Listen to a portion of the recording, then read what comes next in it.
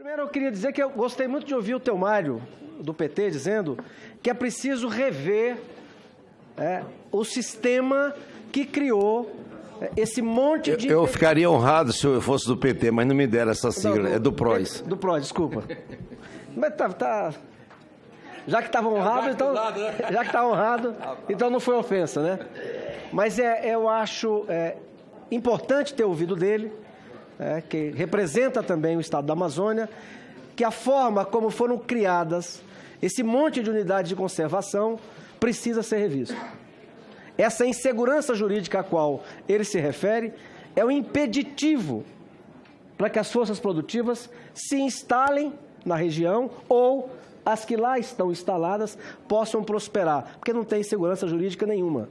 Uma faixa de fronteira de 150 quilômetros te dá total insegurança de fazer um investimento, porque o Estado a qualquer hora pode tomar a sua propriedade privada. Como é que você investe numa área dessa? Mas o tema aqui é de alta relevância e, discordando dos meus queridíssimos colegas que me antecederam, inclusive de quem eu fui deputado federal, com Jacques Wagner, depois governador da Bahia, alguém que consegue ser de esquerda, mas ser leve, ser suave, isso não é normal, isso é raro, né?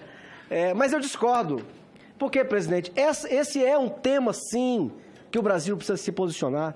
Primeiro, ele é um tema humanitário. Vamos lá, vamos pegar alguns dados. Vou entrar na natureza do regime. Vamos pegar alguns dados do que virou a Venezuela, de um dos países mais ricos do nosso continente a um dos mais pobres hoje. Queda no PIB. Não é medida com exatidão por causa da falta de dados, mas estima-se que ela tenha caído quase 40%. A inflação atingiu 1 milhão ao ano.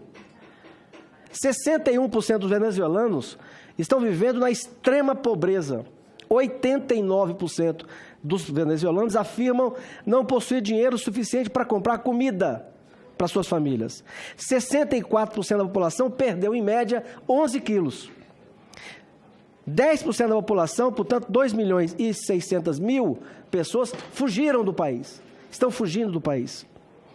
Em agosto, os Estados Unidos indicaram uma série de pessoas ligadas ao regime, acusadas de tentar lavar 1,2 bilhões de dólares em fundos obtidos ilegalmente. Portanto, o país que as pessoas estão sendo filmadas, pegando lixo para ver se tem um pouco de comida, então é sim uma questão humanitária e é chancelada a ajuda pela OEA, que chancela essa atitude que teve do regime de Nicolás Maduro, uma reação absolutamente surreal, de rejeitar a ajuda humanitária no dia 19, não só queimando, mas como atacando e tirando a vida de mais de 25 pessoas.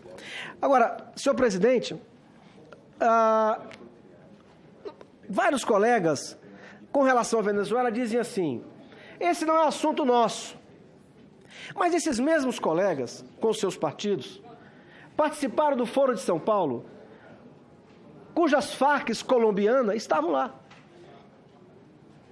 E que era um movimento internacional da tentativa de fazer na América Latina o novo continente da teoria marxista na prática. Veja bem, por questão humanitária, é sim um assunto que o Brasil tem que se envolver. E outra, os direitos fundamentais consagrados pela ONU a partir do fim da Segunda Guerra Mundial estão sendo atingidos na Venezuela. O regime é ilegítimo, sim.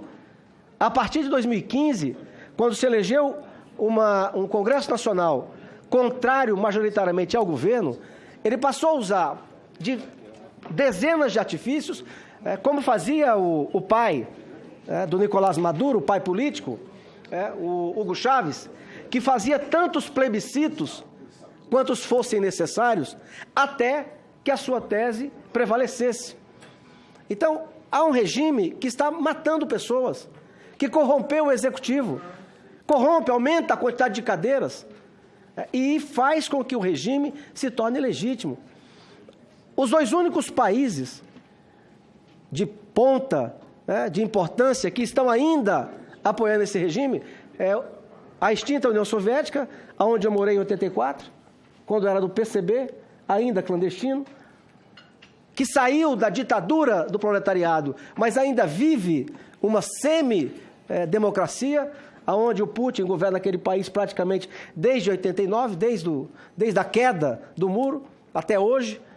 E a China, que aderiu à economia de mercado, mas que é uma ditadura política, onde o Partido Comunista continua comandando há 70, 60 anos.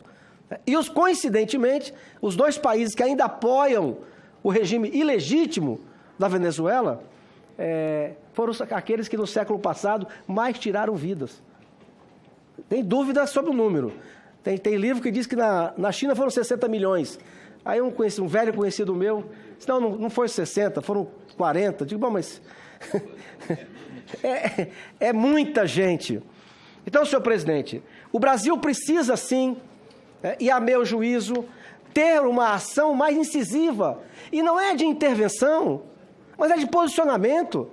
Então, eu preparei aqui um requerimento, senhor presidente, uma moção de repúdio, e quero apresentar aqui a essa comissão. Senhor presidente, requer nos termos do artigo 222 do Regimento Interno do Senado Federal a inserção em ata do voto de repúdio dessa comissão ao regime ilegítimo do ditador Nicolás Maduro pelos atos de violência perpetrados contra o povo venezuelano e a destruição de carregamento de ajuda humanitária. Requer ainda que seja enviada a cópia do presente voto, conforme dados em anexo. Nessas questões gerais, senhor presidente, a ajuda humanitária, pela democracia, pelo que consagra os direitos da ONU, os direitos tão propalados, os direitos humanos, o Brasil tem sim que ter posição.